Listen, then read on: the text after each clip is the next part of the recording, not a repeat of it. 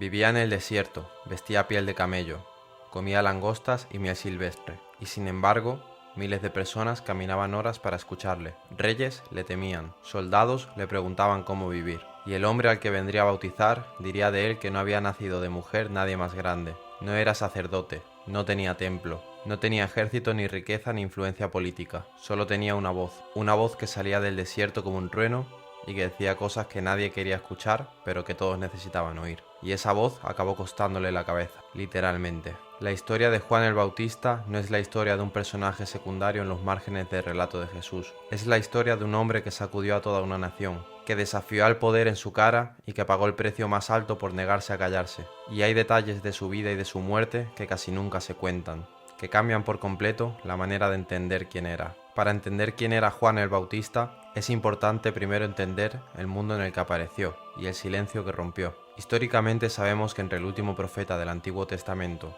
y la aparición de Juan el Bautista pasaron aproximadamente 400 años. 400 años en los que el pueblo judío no escuchó una voz profética. 400 años de dominación extranjera, primero griega, luego romana. 400 años de espera de alguien que hablara de parte de Dios con la misma autoridad con el que lo habían hecho Isaías, Jeremías o Ezequiel. En aquel contexto, la aparición de Juan no fue un acontecimiento menor, fue una sacudida. Los evangelios describen a multitudes enteras saliendo de Jerusalén, de toda Judea, para ir al desierto a escucharle. No era una procesión religiosa organizada, era algo espontáneo, urgente, como si algo en aquella voz respondiera a una necesidad que llevaba generaciones acumulándose. Según los registros bíblicos, Juan era hijo de un sacerdote llamado Zacarías y de una mujer llamada Elizabeth, pariente de María, la madre de Jesús. Su nacimiento había sido anunciado de manera sobrenatural a su padre anciano, que no podía creerlo, y desde antes de nacer, los textos lo presentaban como alguien con una misión muy concreta: preparar el camino para otro que vendría después de él. Esa conciencia de ser un precursor, de ser la voz que anuncia, pero no el protagonista, define todo lo que Juan hizo y todo lo que dijo. Es una de las claves para entender por qué su figura resulta tan extraordinaria y tan poco comprendida al mismo tiempo. En este vídeo vamos a adentrarnos en su historia. Vamos a ver de dónde venía, qué predicaba, qué tipo de hombre era realmente y cómo una cena, una danza y una promesa imprudente de un rey acabaron con su vida de la manera más brutal y absurda que se puede imaginar. Porque hay algo en la historia de Juan el Bautista que casi nadie señala y que dice más sobre el precio de la verdad que cualquier discurso que se haya pronunciado jamás. Juan aparece en el desierto de Judea sin explicación previa, sin introducción, sin ceremonia. Los evangelios lo presentan de golpe, como si él mismo fuera una irrupción en la historia más que una llegada anunciada. Y la imagen que ofrecen es deliberadamente desconcertante. Vestía una túnica de pelo de camello con un cinturón de cuero, comía langostas y miel silvestre, vivía en el desierto. Para cualquier lector judío del siglo I, esa descripción era inmediatamente reconocible. Era la descripción del profeta Elías, tal como aparece en el segundo libro de los Reyes. El mismo atuendo, el mismo entorno, la misma austeridad radical. No era una coincidencia, era una declaración de identidad. En aquel contexto, la figura de Elías tenía un peso enorme en la esperanza judía. El profeta Malaquías había anunciado siglos antes que Elías volvería antes de la llegada del día del Señor. Para muchos judíos de aquella época, la reaparición de alguien con el espíritu y el estilo de Elías era una señal de que algo decisivo estaba a punto de ocurrir, que la larga espera estaba llegando a su fin. Históricamente, sabemos que Juan desarrolló su ministerio en las orillas del río Jordán, en una zona desértica al este de Jerusalén, y su mensaje era sencillo, directo y sin concesiones: arrepentíos, el reino de Dios está cerca, cambiad de vida antes de que sea demasiado tarde. No predicaba en el templo, no buscaba el respaldo de las autoridades religiosas, al contrario. Cuando los fariseos y los saduceos, las dos grandes corrientes del judaísmo oficial de la época, se acercaban a donde él bautizaba, los recibía con una pregunta que no dejaba lugar a la comodidad. ¿Quién os enseñó a huir de la ira que viene? No bastaba con pertenecer al pueblo elegido, no bastaba con cumplir los ritos, había que cambiar por dentro. Ese mensaje, pronunciado con esa autoridad y en ese momento histórico, atraía a personas de todos los estratos sociales: soldados, recaudadores de impuestos, gente común. Llegó a oídos de quienes tenían más que perder si la gente lo escuchaba demasiado. Pero hay algo que casi nadie tiene en cuenta cuando se habla de Juan. Su manera de bautizar no era simplemente un rito de limpieza ritual, como los que se practicaban en el judaísmo de la época. Era algo diferente, algo que implicaba una ruptura, una decisión pública y personal que no tenía vuelta atrás. Y eso explica por qué lo que ocurrió cuando Jesús llegó al Jordán dejó a Juan sin palabras. El momento en que Jesús llega al río Jordán para ser bautizado por Juan es uno de los más cargados de tensión de todos los evangelios. Y la tensión no viene de fuera, viene de dentro, de Juan mismo. Según los registros bíblicos, cuando Juan va a acercarse a Jesús, lo reconoce, y su reacción no es la de un maestro recibiendo a un discípulo, es la de alguien que siente que algo no encaja, que la situación se ha invertido de una manera que no comprende. Juan le dice: «Soy yo quien necesita ser bautizado por ti, ¿y tú vienes a mí?». Es una frase que revela mucho sobre Juan. Revela que tenía una conciencia muy clara de quién era Jesús y de quién era él en relación a él. Semanas antes había dicho públicamente que después de él venía alguien tan superior que ni siquiera era digno de desatar la correa de su sandalia,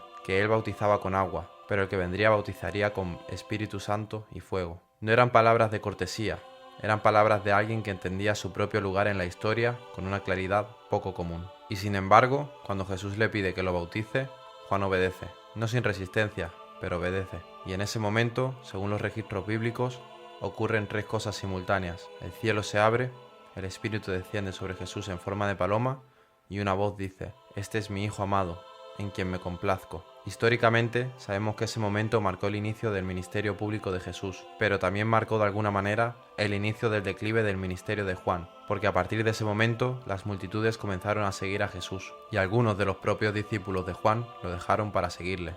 Podemos ver que Juan lo sabía, y lo aceptó, con una frase que resume toda su manera de entenderse a sí mismo: «Él debe crecer, y yo debo menguar». Hay pocas frases en toda la historia del pensamiento religioso que expresen con tanta precisión la idea de vivir para algo más grande que uno mismo. Juan no lo dijo con amargura, lo dijo como quien constata algo que siempre supo. Pero lo que ocurre después es donde la historia de Juan da un giro que nadie que lo admiraba podía haber anticipado. Porque Juan no mengua en silencio, y eso lo cambia todo. En aquel tiempo, el rey que gobernaba Galilea y Perea se llamaba Herodes Antipas. Era hijo del Herodes que había ordenado la matanza de los niños en Belén, y había heredado de su padre no solo el territorio, sino también una manera de ejercer el poder que mezclaba la ambición con la crueldad y la debilidad de carácter con la brutalidad. Herodes Antipas había hecho algo que en el mundo judío del siglo I era una transgresión grave y pública. Se había casado con Herodías, la mujer de su propio hermano Felipe, mientras éste aún vivía. No era un asunto privado, era un escándalo conocido por todos, que violaba directamente la ley de Moisés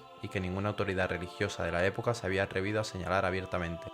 Ninguna, excepto Juan. Según los registros bíblicos, Juan le dijo a Herodes directamente y sin rodeos: «No te es lícito tener la mujer de tu hermano». No lo susurró, no lo insinuó en términos velados, lo dijo con la misma claridad que le había dicho todo lo demás, con la misma voz que había reprendido a los fariseos y a los saduceos, con la misma autoridad que le había dado el desierto, y eso tuvo consecuencias inmediatas. Herodes mandó arrestar a Juan y lo hizo encerrar en la fortaleza de Maqueronte, una prisión militar situada en lo alto de una montaña al este del Mar Muerto. Era un lugar del que no se salía fácilmente, un lugar diseñado para hacer desaparecer a las personas incómodas sin necesidad de ejecutarlas públicamente. Es importante entender la posición en que se encontraba Herodes en ese momento. Por un lado, Herodías lo presionaba para que matara a Juan, lo odiaba con una intensidad que los evangelios describen con precisión, quería su muerte, pero Herodes no se atrevía. Históricamente sabemos que el propio Herodes tenía una relación extraña con Juan. Los evangelios dicen que lo escuchaba con frecuencia, que sus palabras le turbaban, pero también la atraían, y que le tenía un respeto mezclado con miedo. Sabía que Juan era un hombre justo y santo, y sabía también que el pueblo lo consideraba un profeta. Matarlo en frío habría desatado una revuelta. Así que Juan permaneció en la fortaleza, vivo pero encerrado, esperando. Y aquí es donde la historia alcanza su punto más oscuro, porque lo que acabó con la vida de Juan no fue una decisión política calculada, fue algo mucho más absurdo y mucho más humano. El cumpleaños de Herodes Antipas era una ocasión de estado, una celebración a la que asistían los grandes de Galilea, los militares de alto rango, los hombres más influyentes de la región. Una noche de poder, de vino, de ostentación donde el rey necesitaba mostrarse en toda su gloria ante quienes dependían de él. Y en esa noche, según los registros bíblicos, la hija de Herodías entró a bailar ante los invitados. Los evangelios no dan el nombre de esta joven en el texto principal, aunque históricamente sabemos por el cronista Flavio Josefo que se llamaba Salomé. Era hija del primer matrimonio de Herodías con Felipe, el hermano de Herodes, y su danza agradó tanto a Herodes y a sus invitados, que el rey, arrastrado por el vino y por el deseo de quedar bien ante su corte, hizo una promesa que no debería haber hecho jamás. Le dijo a Salomé que le pediría lo que quisiera, y añadió algo que sellaba la trampa: hasta la mitad de mi reino. Era una fórmula de generosidad exagerada, habitual en los banquetes reales de la época, que normalmente no se tomaba al pie de la letra, pero Herodes la pronunció delante de testigos, y eso la convertía en una deuda de honor que no podía ignorarse sin quedar en ridículo ante toda su corte. Salomé salió y fue a consultar a su madre, y Herodías, que llevaba meses esperando exactamente este momento, No dudó ni un instante. La cabeza de Juan el Bautista, dijo. Ahora, en una bandeja. La petición era deliberadamente humillante. No solo pedía la muerte de Juan, pedía que su cabeza fuera presentada como si fuera un plato más en aquella cena. Una ejecución convertida en espectáculo, una manera de asegurarse de que no hubiera marcha atrás. Históricamente, sabemos que Herodes se entristeció profundamente. Los evangelios lo dicen con claridad.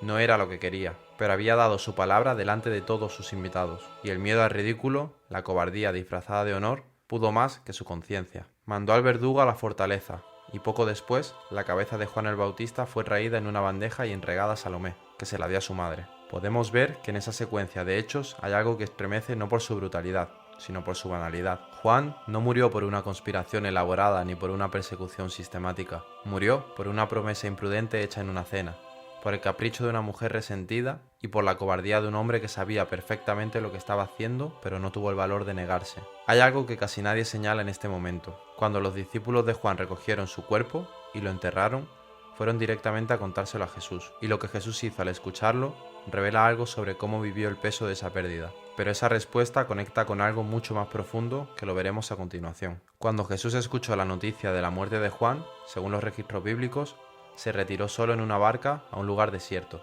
Necesitaba estar solo, necesitaba silencio. Eso nos dice algo sobre la relación entre estos dos hombres que va más allá de lo que los textos explican de manera explícita. Juan no era solo el precursor, era el primo, era el hombre que lo había bautizado, era alguien que había creído en él antes de que nadie más lo hiciera, que lo había señalado públicamente y que había pagado con su vida el precio de vivir sin compromisos con la verdad. Y Jesús lo lloró. Es importante entender lo que la figura de Juan el Bautista representa en el conjunto de la historia que los evangelios narran. Juan es el último de una larga cadena de profetas que comenzó siglos antes. El hombre que cierra un capítulo y abre otro. El que señala con el dedo pero no entra. Como Moisés, que vio la tierra prometida desde la montaña sin llegar a pisarla, Juan vio al Mesías, lo bautizó, lo anunció a todo el que quiso escuchar y murió antes de ver lo que aquello significaba. Históricamente sabemos que incluso desde la prisión Juan tuvo sus dudas. Los evangelios lo recogen con una honestidad que resulta extraordinaria. Mandó a sus discípulos a preguntar a Jesús, ¿eres tú el que había de venir o esperamos a otro? No era una pregunta de manual, era la pregunta de un hombre que llevaba meses encerrado en una fortaleza oscura, que había dado todo por una convicción y que en la soledad del calabozo necesitaba escuchar que no se había equivocado. Jesús le respondió, le mandó decir lo que estaba ocurriendo. Los ciegos ven, los cojos andan, los pobres escuchan la buena noticia. Y añadió algo que era a la vez un consuelo y una advertencia.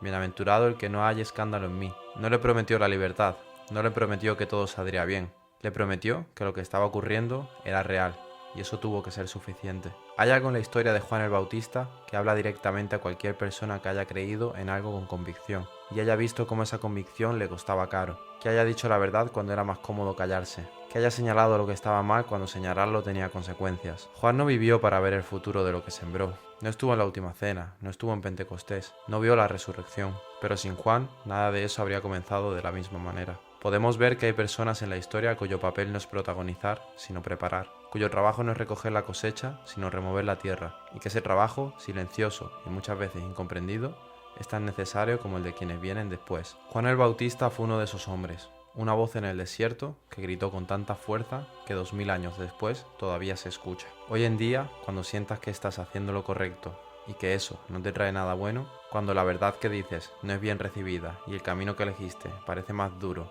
que el que no elegiste, recuerda a ese hombre que vivía en el desierto, que vestía piel de camello y que no se cayó cuando todo le decía que era más seguro hacerlo. La voz en el desierto no se apaga, sigue resonando. Si este vídeo te ha hecho pensar, me gustaría saber qué parte de la historia de Juan te ha llegado más adentro. Su valentía al enfrentarse a Herodes diciendo lo que nadie se atrevía a decir, su duda desde la prisión y la respuesta que Jesús le mandó, o esa frase que lo resume todo, él debe crecer y yo debo menguar. Déjamelo en los comentarios, leo cada uno de ellos. Y si conoces a alguien que necesite escuchar esta historia hoy, comparte este vídeo con esa persona. Suscríbete al canal si quieres seguir adentrándonos juntos en estas historias que llevan siglos hablando de nosotros. Nos vemos en el próximo vídeo.